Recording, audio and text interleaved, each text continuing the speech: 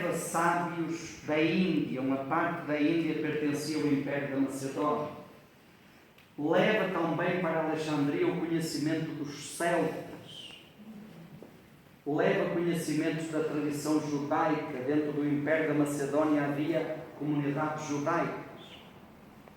E então você imagina uma cidade relativamente pequena, com tanta coisa. Eu já estava lá. E vai pulular conhecimentos de encontro, culturas. E no meio de tanta coisa surgiu também o símbolo Enneagrama. E este símbolo, basicamente, já dissemos, ele expressa 3 leis matemáticas. A lei do 1, que foi identificada na Suméria 2500 anos antes de Cristo. O que é que diz a lei do 1? Lei do 1 ou do uno é a compreensão de que tudo é uma coisa só. Tudo está profundamente interligado. A visão holística. Como é que os sumérios chegaram a essa percepção? Olha, naquela época, 2500 anos antes de Cristo, naquela região das Mesopotâmia, todas as culturas daquela região eram politeístas. Tinham a crença em vários deuses. Os sumérios, que são descendentes dos caldeus, quem está mais familiarizado com a linguagem bíblica vai lembrar disso. Os sumérios foram os primeiros povos, ou foi o primeiro povo daquela região, a ter a crença num Deus único. Olha a conclusão. Se a crença é em vários deuses, cada Deus criou uma coisa. Tem um Deus que criou o dia, tem outro que criou a noite, tem um que criou os rios, tem outro que criou as aves. Então o mundo é uma obra de várias mãos. Agora, se a crença é que houve um Deus único que criou todas as coisas, tudo está unido. A obra tem uma única assinatura. Então tudo tem a mesma marca. A visão holística nasce dessa lei do 1. A outra percepção dos sumérios foi a lei do 3. Está junto com a lei do 1. O enunciado dos sumérios era o 1 é 3 e o 3 é 1. Eles percebiam que, embora tudo tivesse essa unidade, havia sempre 3 modos de perceber a unidade, ou 3 modos da realidade se manifestar. Ou eles percebiam que na realidade havia 3 forças sempre se ajustando. Havia uma força ativa, que gerava, que impulsionava. Havia uma outra força que recebia, mais passiva. Isso gera uma tensão. Mas havia uma terceira força que equilibrava e harmonizava. Então o 1 é 3 e o 3 é 1. A gente vê, olha, em todas as tradições religiosas, desde o xamanismo até o budismo, hinduísmo, o islamismo, o cristianismo, sempre tem essa percepção do 1 e do 3. Tá? Então isso está expresso no círculo e no triângulo. A lei do 1 e do 3, a unidade e as 3 forças que se equilibram. Quando mais tarde, já dissemos que no início, durante 7 séculos, pelo menos, o Enneagrama, o símbolo, era usado para explicar o movimento dos astros, os fenómenos que acontecem no universo. A partir do século IV, ele começa a ser usado também para explicar o que acontece dentro de nós. E aí, repare, o que é que a lei do 1 ajuda a entender? Primeiro, nós somos todos um. Nós estamos profundamente interligados. Nós não somos indivíduos isolados uns dos outros. Nós estamos profundamente ligados uns aos outros. E a lei do 3 nos diz, outra coisa que a lei do 1 nos diz, cada um de nós em si, ele é inteiro, completo. Nós somos todos um e cada um tem em si o todo. Tá? A lei do 1 e do 3, a lei do 3, o que é que nos diz quando o Enneagrama começa a ser aplicado às pessoas? Aí vem a compreensão do ser humano, e isso vem, essa compreensão depois já é reforçada pela cultura celta, que já percebia no ser humano 3 energias distintas. Vocês já viram aquele símbolo celta que tem assim e depois faz outra rodinha aqui embaixo, depois faz outra aqui? Esse é um símbolo das 3 energias do ser humano. Como é? Okay. A energia mental, emocional e prática. E então, essa percepção que o ser humano é algo inteiro, mas o ser humano pode se manifestar pela capacidade racional, de pensar, analisar, pode se manifestar pela capacidade emocional, de criar relações, e pela capacidade prática de criar, de fazer, de gerar e agir. Repare, as 3 capacidades são humanas, mas para que o humano esteja completo e equilibrado, tem que estar viajando nas 3. Se ficar estagnado numa, desequilíbrio. Ok. A outra lei, essa figura que está em vermelho, as cores são aleatórias, claro. Essa figura que está em vermelho chama-se Exad, ou Exad. Tá? É chamada lei do 7. A lei do 7 já era conhecida na Índia Antiga e foi sistematizada por Pitágoras. Por que chama a lei do 7? É sempre referida à unidade. Se a gente dividir a unidade por 7, vai dar, olha a sequência. Dividindo a unidade por 7 dá 0.1, 4, 2, 8, 5, 7. E depois vai repetir o mesmo conjunto, infinitamente, sempre igual. 1, 4, 2, 8, 5, 7, 1, 4, 2, 8, 5, 7. O que é que essa lei significa para os antigos? Repare, os antigos, eles tinham essa percepção de que tudo é uma unidade, de que existem essas 3 energias que se mantêm e que geram um equilíbrio, mas eles também percebiam que aconteciam mudanças. Por que é que a Lua hoje está só um riscozinho pequenino, e amanhã está maior, e depois está maior, e depois está redonda, cheia, e depois diminui, e depois desaparece? Que negócio é esse? Mas eles percebiam que no próximo ciclo acontece tudo igual de novo. Então, quer dizer, as mudanças não são aleatórias. Por que a árvore hoje está com folhas, amanhã está com flores, depois está com frutos, depois a folha cai? Mas parece que depois vai acontecer tudo na mesma ordem.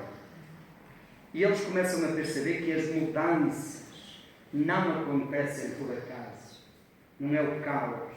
Tem uma lei que explica isso, tem uma sequência. E a lei do 7 foi a explicação que eles encontraram para essas mudanças, para essas sequências. A lei do 7 é que está na base do calendário lunar. O ciclo lunar tem 28 noites, 4 luas, 4 vezes 7, 28. O ciclo lunar, visto a partir do hemisfério norte, para nós aqui é diferente, Alexandria está no século norte, no hemisfério norte. O ciclo lunar começa aqui, a primeira noite do novo ciclo está aqui. Para nós, visto daqui é um C, que tem um céu, não é? No hemisfério norte é o contrário. Aí vai subindo aqui, até ficar cheia no ponto 9. Aqui corresponde à lua cheia, totalidade. E depois ela vai minguando, e na 27ª noite do calendário lunar, a lua está no ponto 5, que é um riscozinho de lua ao contrário. Para nós aqui aparece o formato de um D, no hemisfério norte é um C. Está aqui. Mas repare, 27ª noite. O ciclo lunar tem 28 noites, pensa. Na 28ª noite você olha para o céu e o que é que vê? Nada. A noite escura onde o mundo acaba. Acabou. Amanhã começa outro mundo.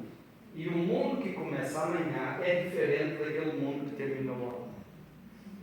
Essa expressão, noite escura, deu origem nas tradições espirituais à noite escura da alma.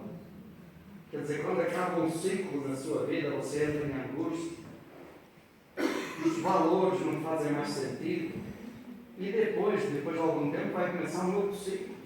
Você vai encontrar outro sentido. A vibração é outra. Repare que esse para nós hoje é meio estranho, para vocês não têm uma outra compreensão. Mas olha, as pessoas do interior que trabalham no campo sabem disso até hoje. Têm uma lua para plantar e têm uma lua para colher. Tá? Porque a energia é diferente. As marés, quando corta o cabelo, o ciclo menstrual das mulheres. Tá? Então tem a ver com essas coisas, com esses ritmos de energia. A lei do 7 também está na base da escala musical. A música se baseia na lei do 7. Dó, Ré, Mi, Fá, Sol, Lá, Si, Dó. O segundo Dó é igual ao primeiro, mas é diferente. Ele está uma oitava acima. Quer dizer, você percorreu uma escala e quando chega no final, você não volta ao início. Dá um salto. Hoje se fala de salto quântico. O que é um salto quântico? É quando ao final de um ciclo acontece algo que é diferente do processo. Tem ali algo maior. Na medicina, quando a gente toma antibiótico, toma durante quantos dias? 7. E se não curar em 7, 14, 21. As terapias naturais, normalmente os ciclos de tratamento nas terapias naturais são 7 dias. Os seténios. Na biologia, a cada 7 anos, quase todas as células do nosso corpo mudam. As crises dos 7 anos. Não é por acaso, gente. O mundo criado em 7 dias, né? O mundo criado em 7 dias. O mundo criado em 7 dias. A tradição judaica está cheia desse simbolismo. Quer ver outra coisa que até hoje se mantém na tradição católica? A missa de 7º dia. Sabe de onde é que vem a tradição da missa de 7º dia? Na cultura romana, que tinha influência disso, quando morria uma pessoa da família, durante 7 dias, a cadeira daquela pessoa, a cadeira da mesa de jantar, da mesa da refeição, aquela cadeira ficava vazia, ninguém sentava nela. E os judeus também tinham isso, a lei do 7 já vem. Aí repara, a família se junta amanhã para jantar e tem lá uma cadeira vazia. Eles lembram que aquela pessoa não está mais ali. E no dia seguinte elas veem a cadeira vazia de novo. E eles vão elaborando o luto. E eles perceberam que demora 7 dias para isso. Tá? Então o ciclo de 7 tem essa lógica, essa simbologia. No século IV, quando este símbolo começa a ser usado para explicar as emoções, qual foi a sacada? Olha a percepção, isso é um texto do Evagrio, foi um monge do século IV, e esse texto diz assim: se você acompanha aqui o movimento, se você ficar durante muito tempo dominado pela raiva, quer dizer, segurando, controlando a raiva, você acaba caindo numa tristeza profunda. E se você ficar durante muito tempo atolado numa tristeza profunda, você acaba caindo no azedume, é a palavra que ele usa. Azedume é cheio de azedo. Amargo, mágoa, ressentimento de Deus, queixa. E se você fica durante muito tempo no azedume, você vai acabar ficando agressivo. E se você fica durante muito tempo agressivo, o que é que vai acontecer? Você acaba ficando só porque ninguém te aguenta. Todos se afastam. E quando você fica durante muito tempo só, isolado, você entra no mental, no planejamento mental. Fazer muitos planos. E quando você faz muitos planos, a probabilidade de concretizá-los é fraca. E quando você tem um plano e não consegue concretizar, o que é que vem? Frustração e raiva. E é realimento. E o 6, o 9, o 13? É outra história. Para o 3. O triângulo. Qual é a percepção que tem aí quando começa a aplicar ou usar o Enneagrama para explicar o ser humano? Deixa só terminar de fazer aqui a inversão agora. O contrário também funciona. Se uma pessoa está com muita raiva e ela faz alguma coisa que lhe dê prazer, ela consegue relaxar. E quando a pessoa relaxa, ela consegue ver as coisas com mais clareza. E quando a pessoa consegue ver as coisas com clareza, ela consegue agir com assertividade. E quando a pessoa faz alguma coisa com assertividade, ela percebe que aquilo que ela faz é útil aos outros. E quando a pessoa faz alguma coisa que ela percebe que é útil aos outros, a autoestima dela cresce. Ela percebe que ela tem um valor especial, que ela é significativa na vida dos outros. Funciona? E agora, repare, ainda antes do triângulo, olha uma coisa, eu acho que aí, muitos de vocês são terapeutas, já têm aqui uma pista interessante. Independente de ti, você atende uma pessoa que está vivendo uma fase de tristeza profunda. Qual é a pergunta? De onde vem essa tristeza profunda? Esta tristeza profunda tem uma mãe. Tá? Tem uma filha. A filha vai ser o azedume. Mas vamos procurar a mãe.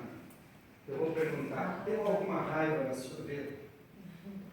Você guardou alguma raiva aí durante algum tempo? Pergunto pela avó, de onde veio essa raiva?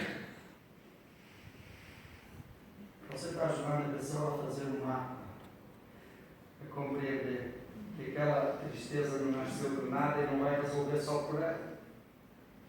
Eu vou descobrir, olha, tive uma expectativa que eu criei em relação a uma pessoa, essa expectativa não se realizava, por isso que eu fiquei com raiva, por isso que agora estou com a tristeza profunda, ok? Então, eu começo a compreender aí o mapa e posso ajudar a pessoa a fazer essa viagem. Repare, isso independe de ti. Tá? Independe de ti. O que é que o triângulo central nos lembra nisso? Repare que nisto aqui, como eu disse agora, independe de ti. Todos nós andamos por aí, tá, gente? Tá? O triângulo central, a mesma coisa, ele nos lembra o itinerário de cada um de nós. Todos nós passamos por este triângulo central. Esqueçam agora quem é 9, quem é 6, quem é 3. A nossa jornada começou aqui. A nossa jornada de individuação. Nós saímos do uno, da totalidade, e nós começamos a nossa jornada a solo. Tá? Começa aqui no ponto 9, esquecimento. Aqui nós começamos a esquecer a nossa origem, a esquecer o uno, a esquecer a totalidade, a esquecer o estado de comunhão original. E mais cedo ou mais tarde eu vou me perceber como só. E com o tempo eu começo a não saber mais quem eu sou. Eu esqueço a minha identidade. E aqui eu continuo o processo de desconexão total. E aqui o medo, angústia. E aqui a ansiedade. E eu volto. E mais cedo ou mais tarde, eu aqui, gente, experimento a perda total da identidade, não saber quem eu sou, e ao mesmo tempo a necessidade de ser alguma coisa.